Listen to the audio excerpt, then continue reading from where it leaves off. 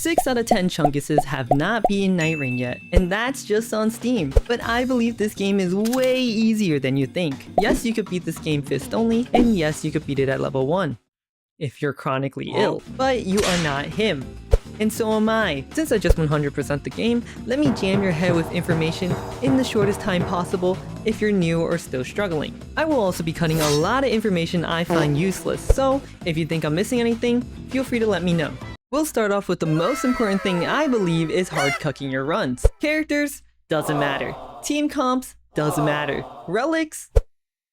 Sorta matters. But what really matters is not some stupid string that gives you some fucking twigs, but it's that your routing sucks. Or more specifically, how you route, or you can't dodge. If you have bad routing, say goodbye to your good weapons in high level because you'll be facing the boss in your Titan whiteys. Instead, you should have a set path and hit around you depending on what you need, and prioritize either Everjails for the damage boost relic or the mid castle for the best rune farm for any run. You essentially want no wasted movement while getting as many levels as quickly as possible. Do not go across the map for any location, and do not prioritize churches for flasks. It is a very common mistake, and I see this misinformation spread everywhere. If a church is en route, then go ahead. But going on a crusade, church to church will end your runs and waste even more time. In the beginning of day 1, you have 4 possible locations to level up and gear up. The ruins, camps, forts, and great churches, but I would recommend to only focus on the latter. Don't get me wrong, ruins and camps aren't terrible, but they normally have 2 or more mini-bosses you have to fight, which takes time, and clearing it doesn't net you much runes.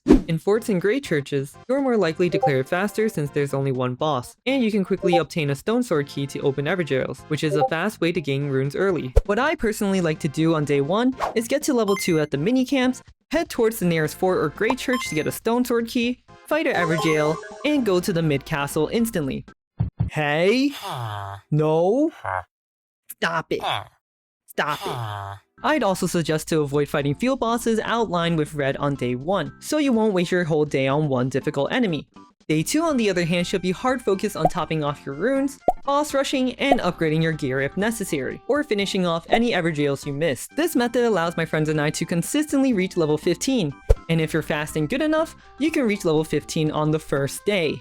If you for whatever reason need to go halfway across the map, use the spirit trees. If you don't know how to use the spirit trees, on the map, the tree is where you start, and if you follow the white wind, at the end of it is where you'll get off. The key thing to remember is that time is everything. Shifting herbs, I feel, is a massively overlooked part of the game, but it can seriously impact your runs. If you're not prioritizing Everjails or the mid castle, going for shifting herbs is just as good as an option if you're lucky enough to get what you want. Since the circle always ends on the shifting earth terrain on day 2, it's a good idea to get there early since it's one of the best areas to power up and gain runes. But the real reason is the juicy secret powers that can make your runs a cakewalk. I have a short ranking from worst to best shifting earths. Feel free to debate me. Linfeld, literally just the normal map. Crater. The secret power upgrades your weapon to legendary, which in comparison isn't as good as the other maps, and the area is pretty annoying to navigate in my opinion. Mountaintop. Easy to navigate to farm runes, and a guaranteed legendary weapon. But the powers are extremely niche to frostbite and dragon type enemies. Gladius. The secret power gives you a wending that takes no consumable slot, you can duplicate any weapon, and you're guaranteed a legendary weapon. But the map is hard to navigate, it also removes the mid castle, and the boss is difficult. I personally don't believe Estelle is that hard, but from what I see, this is a deterrent for most players, so that's why it's in second. Rotted Woods. The secret power gives you more HP and some health regeneration after being hit, a rune billionaire zone, and easy to navigate. This is easily one of the best shifting earths. Weapon passives are just as important as the weapons you use, if not even more. Since I don't want to go over the whole list, cause that'll take fucking years, I'll go over the top 3 passives that I look out for. Number 1, any damage negation is always good for every character, so you can tank hits like the little masochist you are. Number 2, Flintstone blades are extremely good on any character, even if you don't have the scaling for them. The blades deal some extra damage, so it's a really good support passive. Number 3, damage modifiers for your build is great in general. Whether it be improved sorceries for magic or increased two-handed damage for melee, it's never a bad option to hit the boss with a hammer instead of a toothpick. Here are some tips that could be useful. Get the golden trees, especially near the mid castle when farming runes. Townships have good items to buy.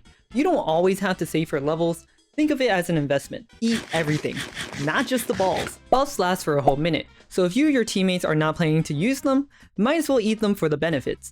And last but not least, for the love of God, please press the skip button. Okay, well, if you're still struggling, let me give you some tips on the bosses. All bosses have weaknesses that everybody knows. But if the boss is hit enough times with the type they are weak against, they can stagger and receive both an attack and a defense debuff, so make sure you abuse that. For Gladius, use Holy and avoid fire. The only thing to be careful about is when he splits into 3 dogs where he ganks the living shit out of you. So when that happens, don't attack, just run.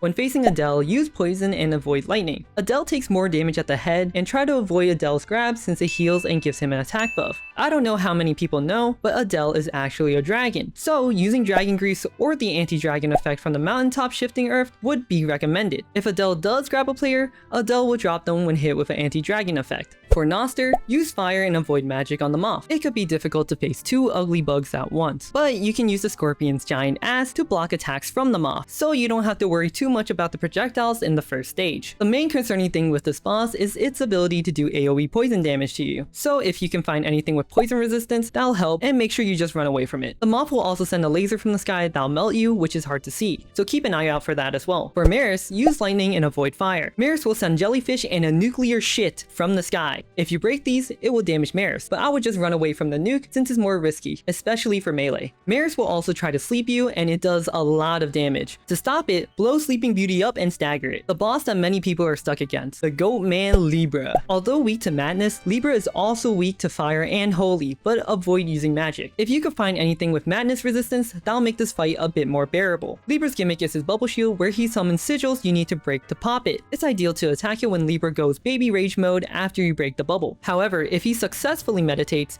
he goes into a Buddha state with increased defense. In this state, don't attack him, but instead avoid his attacks and wait until he calms down. Before he does though, he will smash the ground repeatedly and it will build a crazy amount of madness, so walk over these orange rock things. The best way to break his shield is with character ults like Wilder, who does enough damage to break it. It is definitely more reliable than breaking all the sigils. Also, a small tip to Wilder mains, you could break the floating sigils by aiming with his grappling hook. For Fulgher, use lightning, avoid holy. This horse dude has a pretty simplistic moveset, which most of it can be jumped. He can also get stunned when doing certain moves by lightning procs, mainly when he pulls out his holy powers like a Glock. He's also easy to stagger, so make sure you keep punishing his boluses. As long as you're aware of his jumping AoEs, he should be no issue. For Caligo, use fire, avoid magic, lightning, and holy. The dragon isn't the real issue, but instead the frostbite accumulation is, so try to avoid these ice crystals that form on the ground.